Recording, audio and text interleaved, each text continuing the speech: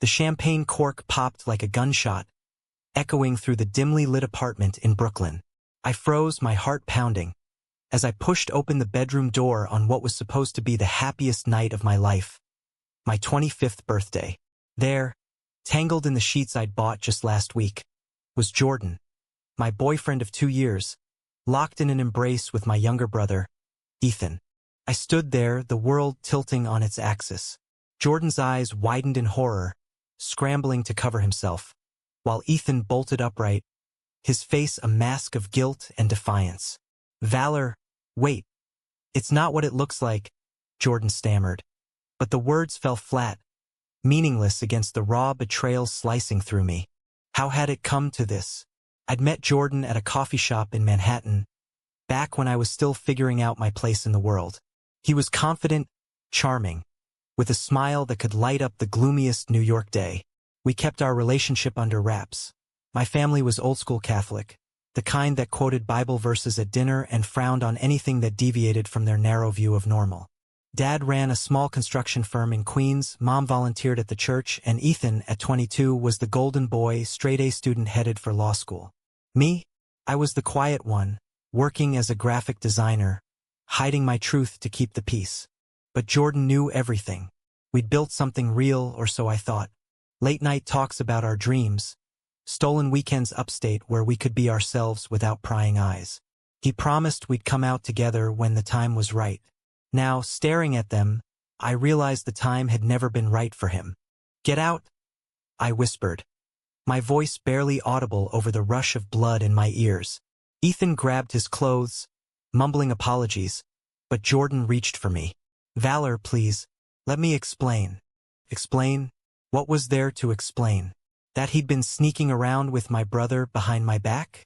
That our love was just a convenient cover?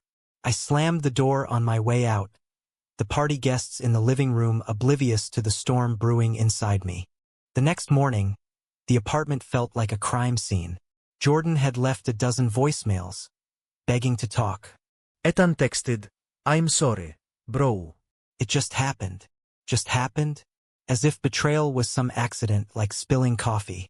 I ignored them both and headed to work, but my mind was a whirlwind. Why Ethan? He knew I was gay. I'd confided in him years ago, back in high school when I was terrified of what it meant. He'd been supportive then, or at least pretended to be. Was this his way of dealing with his own confusion? Or was it jealousy, resentment bubbling under the surface? At lunch, I met up with my best friend, Marcus, the only person outside my family who knew about Jordan and me. We sat in a crowded deli near Times Square, the noise a welcome distraction. "Dude, that's messed up," Marcus said, shaking his head after I spilled the details. "Your own brother? That's some soap opera shit." "Yeah, well, welcome to my life," I replied bitterly. Marcus was straight, married with a kid on the way, but he'd always had my back. "What do I do now? Tell Mom and Dad? Blow up the whole family?" He leaned in. "You gotta confront them. Secrets like this, they fester. And Jordan, cut him loose. He doesn't deserve you." But it wasn't that simple. Jordan wasn't just a fling. He was the first person who'd made me feel seen, loved for who I was. Losing him meant losing a part of myself. And Ethan? He was blood. Forgiving him would mean swallowing my pride, but cutting him off would shatter our family. That evening, I drove to my parents' house in Queens. The familiar brownstone loomed like a judgment. Mom greeted me with a hug, oblivious. "Happy belated birthday, sweetie. We missed you last night." Dad grunted from the living room, eyes glued to the Mets game. Ethan was upstairs, probably hiding. Couldn't hold it in. Over dinner, the words tumbled out. "There's something you need to know. About me. And Ethan." Mom's fork clattered. Dad's face hardened. I told them everything, my sexuality, Jordan, the betrayal. The room went silent, then exploded. "You're what?" Dad roared, standing up. "This is bullshit, Valor. We raised you better than that." Mom burst into tears. "How could you?" And Ethan, "Oh God, what have you boys done?" Ethan slunk down, head bowed. "It was a mistake, Dad. I swear." But Dad wasn't having it. A mistake? You're both disgusting. Get out of my sight. I left that night feeling more alone than ever. The family I'd fought to protect was crumbling, and it was my truth that had lit the fuse. Little did I know, this was just the beginning of the unraveling. As days turned to weeks, the fallout spread like wildfire. Jordan kept calling, showing up at my work with flowers and pleas. It was one time, Valor. Ethan came on to me. I was weak. One time, Ethan's version was different.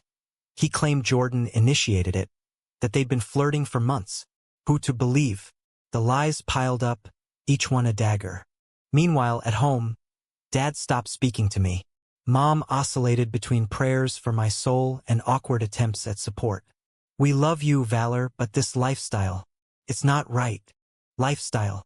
As if being gay was a choice like picking a hobby. The pressure mounted. Cousins whispering.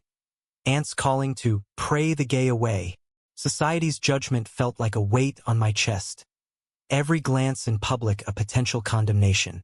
I threw myself into work, designing logos for startups, but my focus was shot. Marcus dragged me to a support group for LGBTQ folks dealing with family drama. There, I met others with similar stories, disowned, heartbroken, but resilient. One guy, Liam, shared how his coming out led to losing his job in a conservative firm. It hurts, he said, but living a lie hurts more. His words stuck with me. Was I ready to pay that price? To stand tall amid the ruins? Then came the confrontation. Jordan cornered me outside my apartment. I love you, Valor. Ethan was nothing. Please. But as he spoke, I saw the cracks, his evasion, his charm masking manipulation. No, I said finally. We're done. He left in tears, but the real blow came from Ethan. We met at a neutral park away from prying eyes. I'm sorry, he said. I think I might be bi, but I was scared. Scared? Join the club. We talked for hours, unpacking years of sibling rivalry, unspoken envies. It didn't erase the hurt, but it was a start. Back home, Dad's silence broke with an ultimatum. Choose, Valor. Your way or your family. The words hung heavy. What would I sacrifice next? The ultimatum echoed in my mind like a bad dream, but it was all too real. Dad's face, red with anger, veins bulging as he laid down the law in our cramped living room. Mom stood by, wringing her hands, her eyes pleading for peace that seemed impossible. I won't have this sin under my roof, Dad declared. You and Ethan. Fix it or don't come back. Fix it, as if orientation was a broken appliance. I stormed out, the door slamming behind me like a finality. Ethan followed, catching up on the stoop. Valor, wait. We can talk to him together. Together, I snapped. After what you did. You're the reason we're here. He flinched but held his ground. I know I screwed up, but maybe this is our chance to come clean. For real. Come clean. The irony burned. I'd spent years hiding, crafting a facade to fit their expectations. Now, exposed, I felt raw, vulnerable. But Ethan's words planted a seed. Maybe unity could bridge the gap. Back in Brooklyn, my apartment felt empty without Jordan's presence. His stuff was gone, packed in boxes he'd retrieved while I was out. A note on the counter. I hope you find happiness. J. Happiness. What a joke. I crumpled it, tossing it in the trash. Work became my refuge, but even there, whispers followed. A colleague, overhearing a phone call with Mom, gave me side-eye. Everything okay at home? Fine. I lied, burying myself in designs. But the stress gnawed, manifesting in sleepless nights, pounding headaches. Marcus noticed. Over beers at a dive bar in the village, he pushed. You look like hell, man. Talk to a therapist or something. Therapy. The word conjured images of sterile offices, probing questions. But maybe he was right. I found a counselor specializing in LGBTQ issues, Dr. Reyes, a no-nonsense woman in Midtown. In our first session, I unloaded the betrayal, the family rift, the societal weight. It's like I'm carrying everyone's judgments, I admitted. She nodded. That's common. Internalized homophobia is a beast. But you have choices. How do you want to respond? Choices. The word haunted me. Respond with anger, forgiveness, defiance. Meanwhile, Ethan was grappling too. He texted daily, sharing articles on bisexuality, coming out stories. I'm seeing someone, a guy from class. It's new, scary. Part of me wanted to lash out, but another saw his struggle mirroring mine. We met for coffee, tentative steps toward mending. Why Jordan? I asked finally. He sighed. Jealousy, maybe. You had something real. I wanted to feel that. Honesty stung, but it was progress. We agreed to face Dad together. The showdown came on a rainy Sunday. Mom cooked lasagna, her attempt at normalcy. Dad sat stone-faced as we laid it out. Our truths, our pains. I'm gay, Dad, I said.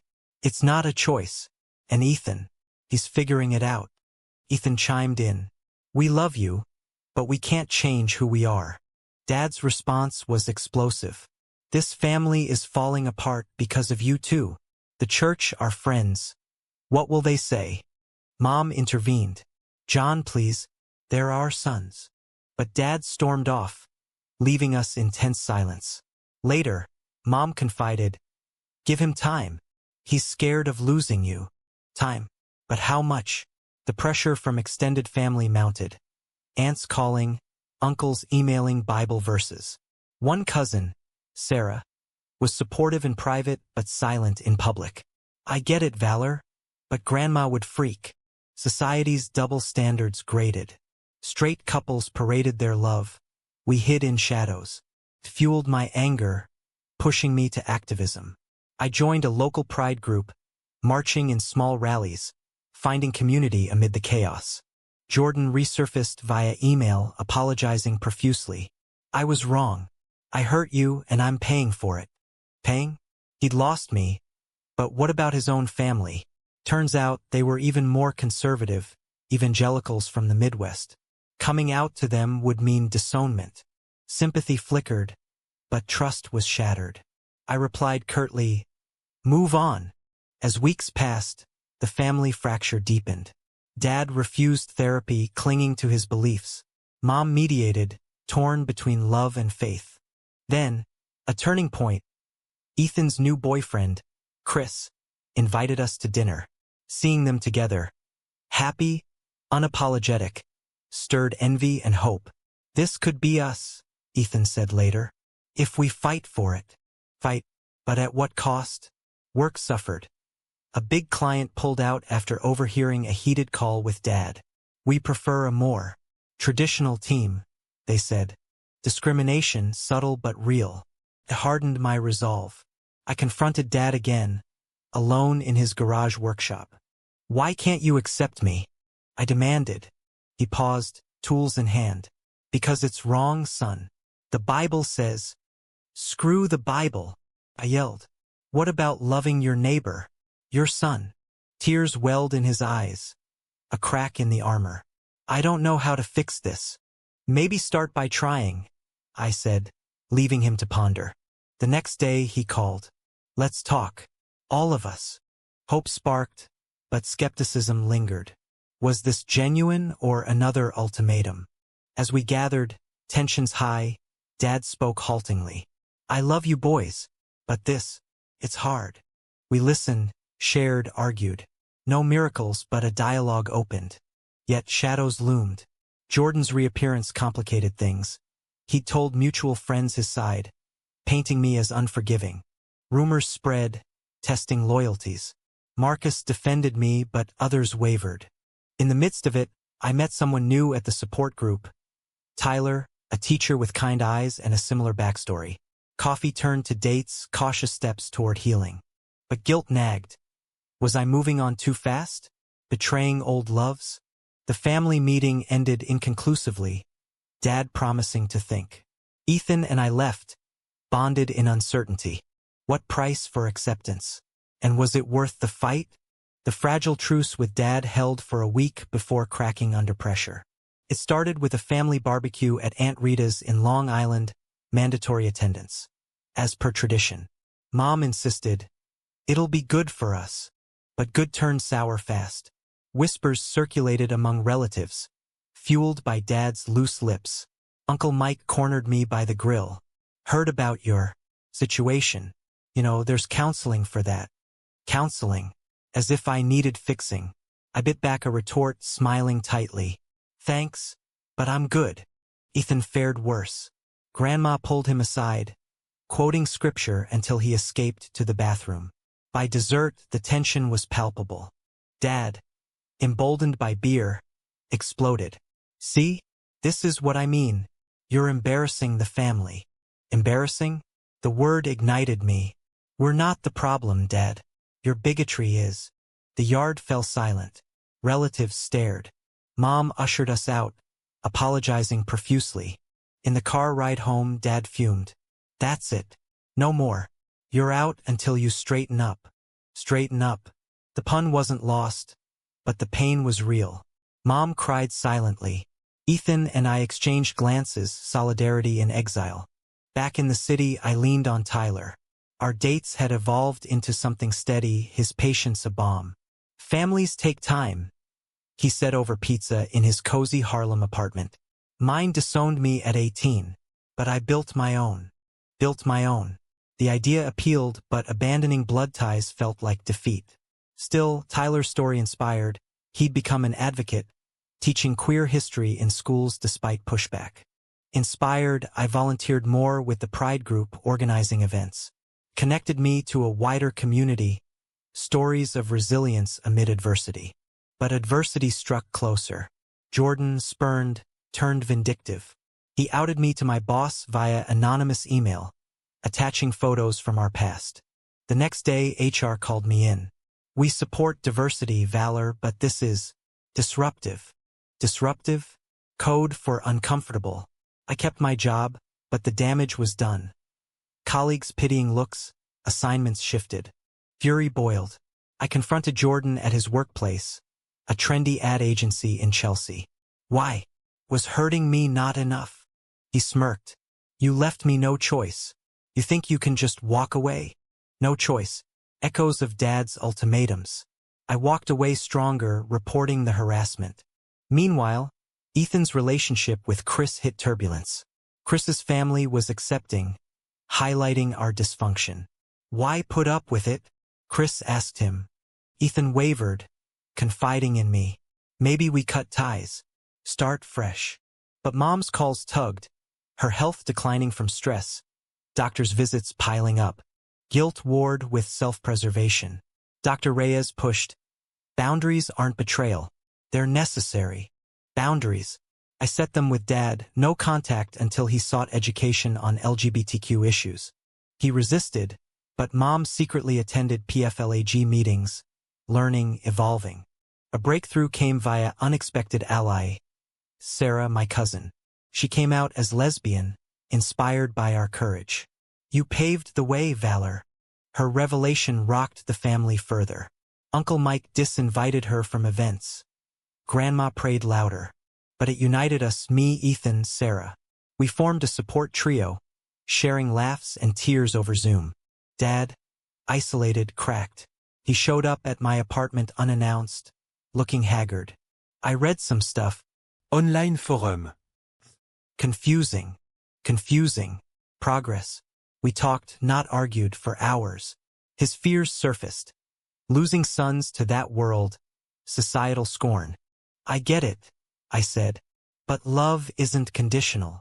He left thoughtful, promising more talks. Tyler and I grew closer, his stability grounding me. But Jordan's shadow lingered. He'd started dating someone new, parading it on social media. Jealousy flared briefly, then faded. Healing. Ethan proposed a family therapy session. Mom agreed. Dad grumbled but attended. In the office, truths poured. Dad admitted ignorance, rooted in upbringing. I don't understand, but I want to try. Tears flowed. No instant fix, but a step. Post-session, challenges persisted. At work, I pushed for inclusivity training, turning personal pain into policy. Society's grind continued, news of anti-gay bills, hate crimes. It fueled my activism, marches turning into advocacy. One rally, I spoke publicly for the first time. Our stories matter. Our loves are valid. Applause bolstered me. Tyler beamed from the crowd. But homeward, doubts crept. Was change possible or illusory? Mom's health scare, a mild heart episode, brought us together. Hospital waiting room, Dad held my hand. I'm sorry, son. Sorry. A word worth worlds. Recovery bonded us. Dad joined a PFLAG meeting, awkward but earnest. Ethan and Chris hosted a dinner. Dad attended, polite if stiff. Small wins amid ongoing battles. Yet, Jordan's final twist. He apologized sincerely, via letter. I was wrong. Be happy. Closure? Perhaps. As bonds mended tentatively, I pondered the costs. Trust shattered, heart scarred. Was it all worth the awakening? With Mom home from the hospital, the family dynamic shifted subtly, like tectonic plates realigning after an earthquake. Dad's efforts were halting but genuine. He asked questions over coffee, stumbling over terms like ally and pronouns. It was awkward, endearing in its clumsiness. Thanks for trying. I told him one morning in Queens, sunlight filtering through the kitchen window. He nodded gruffly. You're my boy. Always. Ethan thrived with Chris, their relationship a beacon. They moved in together, a cozy loft in Astoria. I visited often, envy mixing with joy. Tyler and I hit 6 months, celebrating with a weekend in the Catskills. Hiking trails, we talked futures, marriage, kids. Dreams once distant, now tangible. But shadows persisted. Society's undercurrents, a coworker's offhand joke. A news headline about conversion therapy bans failing. It reminded me, progress was fragile. At work, my advocacy paid off. The firm adopted DEI policies. Colleagues thanked me privately, sharing their own hidden stories. Empowerment surged. I spoke at more events, my voice gaining strength. Then, betrayal's echo returned. Jordan's new boyfriend contacted me. Turns out, Jordan had cheated on him too. Watch out, he warned. Vindication mixed with pity. Jordan's patterns were his prison. I shared with Dr. Reyes. It's sad. He could have had real love. She smiled. But you chose better. Choice, the theme of my life. Each decision a fork, leading to growth or regret. Family therapy continued, unearthing old wounds. Dad confessed his own youthful confusions, suppressed by societal norms. I envied free spirits. Understanding bridged gaps. Mom flourished, hosting flag potlucks. Sarah joined, her coming out smoother thanks to our trailblazing. But external pressures mounted. Dad's business suffered, clients pulling out after hearing rumors. We don't mix with that crowd, one said. Bigotry's economic bite. Dad raged privately, but publicly defended us. My sons are good men. Pride swelled. His evolution inspired. Ethan faced his own trial, law school applications. One dean, conservative, questioned his personal stability. Discrimination veiled as concern. He fought back, appealing with essays on identity. I supported co-authoring pieces. Unity fortified us. Tyler proposed a double date with Ethan and Chris. Laughter flowed at a Brooklyn eatery, normalcy a gift. Yet internal conflicts simmered. Was I truly forgiving Ethan? Lingering resentment surfaced in dreams. We addressed it in a late-night call. I hate what you did, I admitted. I know, he said. I'll spend forever making amends. Forever. Commitment echoed. As high trended, a crisis hit. Grandma's stroke. Hospital vigil reunited us. Bedside, she whispered to me, "Love who you love, Valerander. Life's too short." Her words, a blessing amid pain. She recovered slowly, her views softening. Dad, moved, fully embraced change. Attending Pride with us, rainbow flag in hand. Overwhelming. Tears at the parade, crowds cheering. But joy tempered by loss. Old friends distanced, family rifts with extended kin. Costs tallied, emotional tolls, professional setbacks. Tyler and I discussed adoption, dreaming big. Jordan faded into past, a lesson learned. Awakening spread. Dad mentored other parents, his story touching hearts. Ripple effects. Society shifted incrementally, but our microcosm transformed. Yet, questions lingered. Had we paid too dearly for truth? In quiet moments, I reflected on the journey. From betrayal's shock to tentative harmony. The price of authenticity, worth every scar? With Mom home from the hospital, the family dynamic shifted subtly, like tectonic plates realigning after an earthquake. Dad's efforts were halting but genuine. He asked questions over coffee, stumbling over terms like ally and pronouns. It was awkward, endearing in its clumsiness. We spent hours in the backyard, him grilling burgers while I explained the spectrum of identities. So, Ethan's bi, that means he likes both? He asked, brow furrowed. Yeah, Dad, it's not black and white. He pondered, sipping beer. Worlds changed since my day. Change. It was happening, slow but sure. Ethan thrived with Chris, their relationship a beacon. They moved in together, a cozy loft in Astoria overlooking the East River. I visited often, helping unpack boxes, envy mixing with joy as I saw their easy affection. Jealous, Ethan teased. A bit, I admitted. But happy for you. Tyler and I hit 6 months, celebrating with a weekend in the Catskills. Hiking wooded trails, leaves crunching underfoot, we talked futures, marriage, kids. Dreams once distant, now tangible amid the fresh mountain air. You'd make a great dad, Tyler said, squeezing my hand. Back in the city, reality intruded. Society's undercurrents, a coworker's offhand joke about rainbow stuff, a news headline about anti-gay bills in the South. It reminded me, progress was fragile, battles ongoing. At work, my advocacy paid off. The firm adopted DEI policies after my presentation. Colleagues thanked me privately, sharing their own hidden stories. A trans intern, a bi manager. You gave us voice, one said. Empowerment surged. I spoke at more events, my voice gaining strength, crowds nodding in solidarity. Then, betrayal's echo returned. Jordan's new boyfriend contacted me via LinkedIn. Turns out, Jordan had cheated on him too with a coworker. He's toxic. Watch out if he circles back. Vindication mixed with pity. Jordan's patterns were his prison, a cycle of self-sabotage. I shared with Dr. Reyes in our session, the office warm with afternoon sun. It's sad. He could have had real love with me. She smiled gently. But you chose better for yourself. That's growth. Choice, the theme of my life. Each decision a fork, leading to growth or regret. I chose forgiveness but not forgetfulness. Family therapy continued, unearthing old wounds in the neutral space. Dad confessed his own youthful confusions, suppressed by societal norms in the 70s. I envied those free spirits in the village, but fear held me back. Understanding bridged gaps, humanizing him. Mom flourished, hosting PFLAG potlucks in the brownstone. Her lasagna a hit among new friends. Sarah joined our sessions, her coming out smoother thanks to our trailblazing. You guys took the heat, she said gratefully. But external pressures mounted. Dad's construction business suffered. Clients pulling out after hearing rumors from a gossipy supplier. We don't mix with that crowd, one emailed bluntly. Bigotry's economic bite stung. Dad raged privately in his workshop, hammering nails with fury. But publicly, he defended us at a chamber meeting.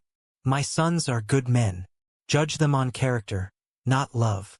Pride swelled in me. His evolution inspired, turning pain into purpose. Ethan faced his own trial, law school applications.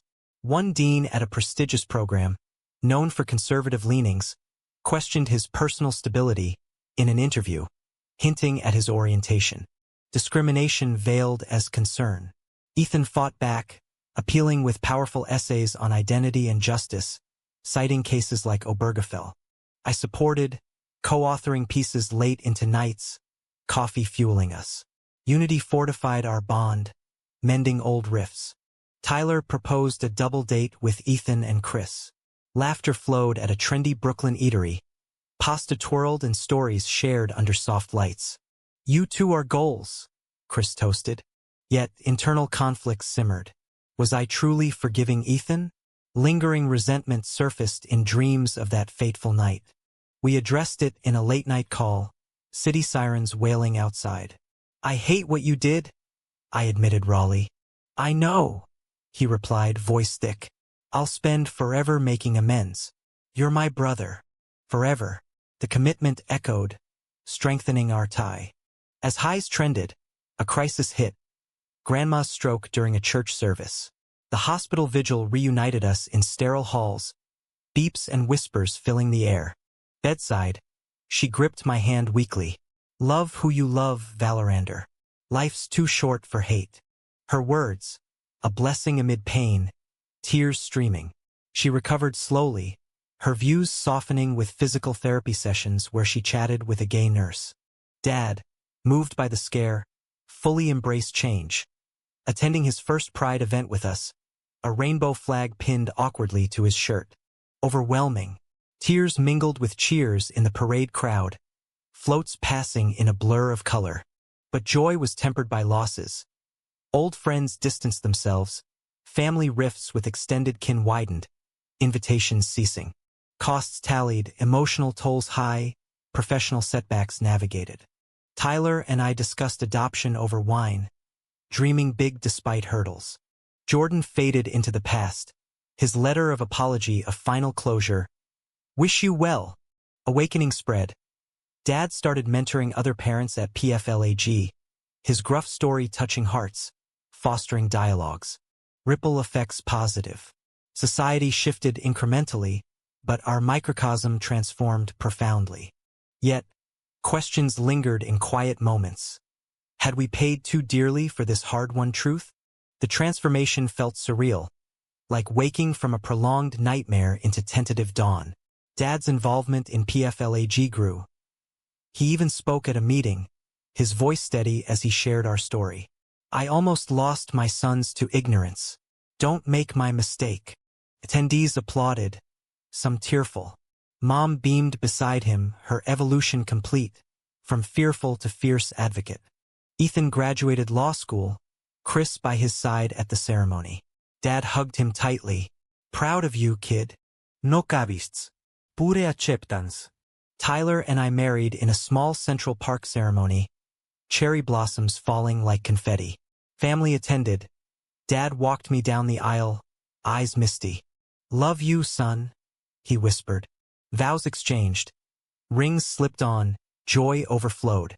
Reception at a nearby venue, toasts raised to new beginnings. But reflections on the path lingered. The betrayals, ultimatums, discriminations, each a scar, reminding of the price. Society's progress was uneven. Wins in courts contrasted with backlashes in communities. I continued advocating, testifying on bills, my voice amplified by experience. Work thrived. I started my own design firm, focusing on queer-owned businesses. Empowerment beget empowerment.